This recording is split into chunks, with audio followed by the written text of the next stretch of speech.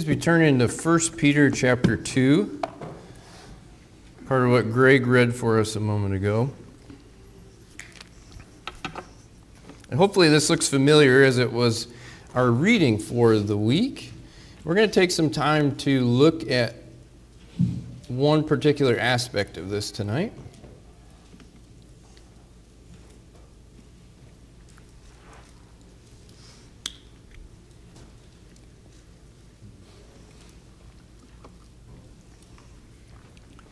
So the topics of purpose and identity.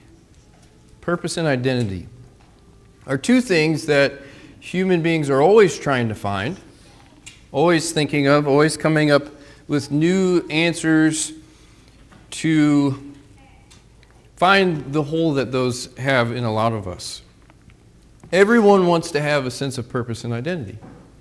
And often, as you see at the beginning of New Year's like this, resolutions and goals, a lot of those reflect trying to fulfill what I see as my purpose or trying to embrace what I see as my identity. To be better at that or to find what it is. And that is something that seems to be just natural to human beings. That we want to find out who we are and why we're here. And as Christians suffered in the early days, in the first century, they often too wondered that. Who are we and what are we doing? And so they needed to be reminded of who they were and why what they were going through was worth it. And that's one of the main reasons behind 1 Peter, is he is talking to these believers who are exiles, aliens, strangers in the places that they are living, and that are suffering. And from this letter you see they're suffering because they're Christians, because they're following in the way of Christ. And if you read between the lines, perhaps they start to wonder, what is the point of this? Why are we being treated this way? What is it about our purpose or who we are that necessitates this? And so the apostle reminds them of their living hope, as you see in chapter 1, reminds them of the living hope that they have brought through by the living stone, Jesus Christ. This living hope brought about by the living stone whom the world rejects. That is why they're suffering. That is why they're different from these people, because of their different response to this living stone. And that's what Greg read for us. But as we get to verse 9, Peter changes direction. He says this is how they respond and who they are, that they were destined to be like this, but you are different. He says in verses 9 and 10, which is what we're going to zero in on today, but you are a chosen race, a royal priesthood, a holy nation, a people for his own possession, that you may proclaim the excellencies of him who called you out of darkness into his marvelous light. Once you were not a people, but now you are God's people. Once you had not received mercy, but now you have received mercy. He reminds them of their identity and what purpose that brings. And then starting really at verse 11 starts a major section as to how they're supposed to live in light of who they are. You could maybe call it the ethical section, starts there at chapter 2 and verse 11.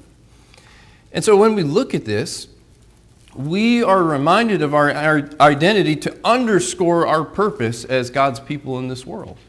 And this is what the apostle is doing here. This is who you are and what you are to be doing. This is how it's going to affect your life and also why there's going to be these different responses to it. And so in a new year, many of us, or maybe we're not, we're thinking about goals or making resolutions, etc., trying to improve our lives, trying to get perspective and gain stock as to who we are and why we're here. And so as it was in our reading this week, tonight I want to look at what Peter says to the believers here in chapter 2, verses 9 through 10, through the lens of renewing our understanding of our purpose as God's people. And so we're going to look at our purpose as God's people. And if we follow the logic of these verses, there's going to be two things that we notice here. Not anything that you have never heard before. It's not anything earth-shattering in that it'll be new information, but renewing and reinvigorating our commitment to being who we are and fulfilling our purpose. And so chapter 2, verses 9 through 10 is what we're looking at. And the first part of this, if you look, is he's talking about their identity. So your living hope was brought about by the living stone. And what is going on is some people have rejected him, but you are different. You have a different identity than these people have. And so he goes on to list these attributes, these characteristics, these titles, however we want to say them, as being part of their identity as the people of God. And so we might say, if you look at these verses, that part of our purpose as God's people is to be his people. That's part of why we are God's people, is that we are his people, to be in that relationship with him. That's why he did that, so that he would have a chosen race, so that he would have a priesthood to the world, a holy nation, a people that he alone possessed. Part of our purpose is so that we can be his and his alone. And so this, he develops a little bit. And Peter mentions several titles here that were once true of Israel. So they're taken throughout the Old Testament: a chosen race, a royal priesthood, a holy nation, a people for his own possession, spanning from all the way at the law to Malachi, probably with the last one, that identified this people of Israel as different in their identity, as distinct from the rest of them. And he says, this was Israel, but this is you now. God's people, his renewed people, who he's carrying his purposes through, who hold his identity as his covenant people, who are fulfilling the purposes that he gave to them and predestined for them, that is you. You are a chosen race, a royal priesthood, a holy nation, God's own possession. And we won't take the time to list out all of the things about that, but if we look at these, we can understand that there's distinction made here. There's peculiarity, there's difference, that they are chosen, that they are royal, that they are holy, that they are possessed in a positive sense. That these are all things that make them distinct from other people around them. That this is our identity as God's people. We're different. We're strange. And so throughout this letter, he refers to the believers as exiles and aliens and strangers, because we may have been born here and we may live here, but we don't belong here. We shouldn't belong here. We should be different. And so all these identifiers indicate that there's something special about us. Instead of stumbling over the chosen living stone, as those in the previous verses had done because of disobedience, we are to be his people. And so we see that our purpose as God's people is to be his people. And that might seem sort of on the nose, but this is really a main point of what he's talking about. Because if we look at verse 10, for instance, he says, once you were not a people, but now you are God's people. Once you had not received mercy, but now you have received mercy. And of course, he's borrowing that language from Hosea, right? Where God had completely rejected them and said, you will no longer be called my people. I will not be called your God. You will not receive mercy. You will in fact be called not loved. But then he promises that there is going to be a time when his people will be called by his name again, that they will be his people, that they will be loved. And so Peter tells us that what the prophets were prophesying about back then is fulfilled now in us. That is who we are. That we are his people. And so part of our purpose is to be that. Right? And as Israel enjoyed the covenant benefits of being his people, we should too. There's a relationship that we have that others don't have. There are privileges and hopes and all of these things that others don't have that Israel once enjoyed. They enjoyed a relationship with God that only they had, and we too enjoy a relationship with God that only we have as a result of this living stone. And so as renewing our commitment to our identity, if we think about this, our purpose as God's people and how sort of entering into a new time, how do we reinvigorate that? Let's make it our goal to lean further into this. To say, yes, we're His people, and we're going to be His people even more so. And what that means is enjoying more of that covenant relationship, being more invested into it, being more deeply engaged. This would mean growing in intimacy with Him and with each other, that if we're going to reinvigorate our purpose as being His people, then let's do that. Let's be His people. Let's enjoy it. Let's feel those benefits. And so this is a big part of what it is that He's talking to us about here. And so this is sort of the one kind of assumed as you go through, that we are now His people. But there's something else, and I think that this is really the central thrust of what He's talking about here in this second part of the purpose. He's restated our identity. He said, this is who you are. These are the things that identify you. This is what makes you distinct and different. Peter says, we are this people for a certain purpose. There's a reason that we are this. But you are all these things. Why? If we follow what he says in verse 9, he says, so here's the purpose.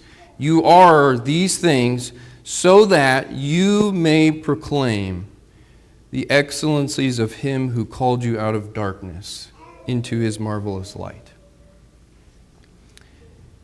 And so this is the other part of our purpose. In addition to being God's people so that we can be His people, so that He can have a special relationship with us, our purpose is to declare His praises. And so this is really interesting. If you look, you might have excellencies or praises, and I think a couple of you will have the word virtues. And when you look at this is literally the idea of excellence of character. So when we're supposed to proclaim or to declare the excellence of who God is, this is literally the idea of showing and telling other people how wonderful He is. Showing the excellence of His character, His surpassing virtue, praising who He is. And so our purpose as God's people is to proclaim His glory to others around us. And if you look at the way that He has structured this is His central point. Our identity is that we are His people, and we are His people so that we can be His ambassadors, really, to the world. It's also about demonstrating that we have been brought out of darkness into light. And there's a lot of things that can be said about that, and we won't delve into that in too much depth tonight, but I want to point out the fact that that would imply a change in our lives. If we have been brought out of one domain of darkness into something completely opposite, light, that would imply that there has been a change, something different. And so we not only have a new identity as being brought in as God's people, but we have a different purpose and we have a different way of life. After that idea, after he states that you have been brought out of darkness into light, you're changed. Once you were not a people, now you are a people. Once you did not have mercy, now you have mercy. All of these changes that happen, that is then when he jumps off and says, because of that, this is how you're supposed to live. And so in verse 11, which we'll just mention now, starts this major section where he says, Beloved, I urge you as sojourners and exiles to abstain from the passions of the flesh which wage war against your soul. And keep your conduct among the Gentiles honorable, so that when they speak against you as evildoers, they may see your good deeds and glorify God on the day of visitation. similar things to what he's already said here in verses 9 through 10. But because of who you are and this purpose, then you're supposed to live differently. You're supposed to abstain from the passions of the flesh, to keep your conduct honorable, so that even if people are maligning you and insulting you for it now, when they see the one that it points to, they will glorify him. And those two verses, 11 through 12, are what all of going up through about the first half of chapter 4 is talking about. How we do that in our different stages of life. But all of this comes back to who we are in our purpose. That we're to proclaim his glory, and part of that is by being changed, by being different. And so there's this idea of proclaiming. He says, you are God's people so that you can tell everyone how wonderful he is. And in that I just gave away a little bit of what I want to talk about. But you are a people for his own possession, so that you may proclaim the excellencies of him who called you. Who are we proclaiming to? Is it to each other? No. We are proclaiming this to other people around us. This is really the explicit statement of purpose in these two verses. That we are proclaiming who God is and the difference that he has made to others around us that we come in contact with, that hear about us, that interact with us. This is really the key of purpose that Peter is talking to us about here. That you are proclaiming who God is based on how you live and how you fulfill this purpose. And so the key question, I think, of application there is, how can I show the difference Christ has made in my life?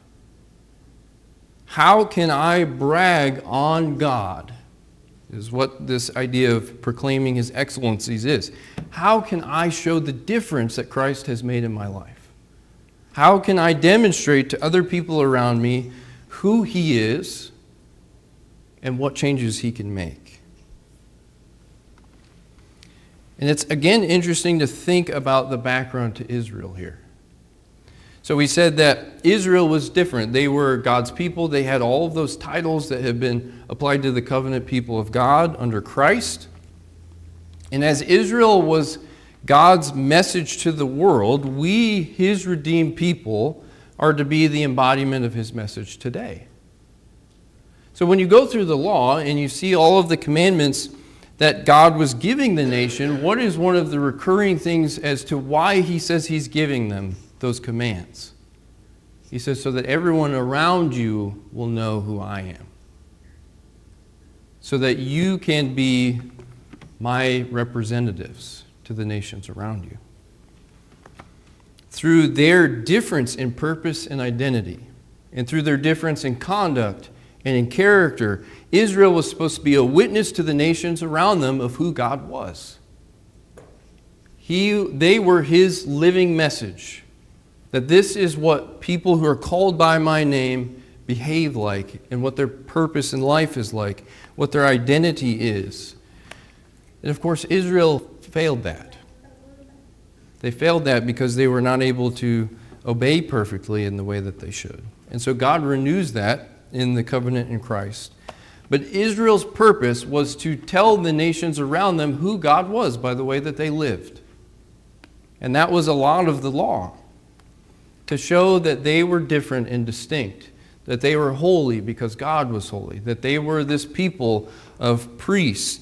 That they were this holy nation, that they were a chosen race, that they were distinct and different. And it wasn't to show that they were better. It was to show that God is greater.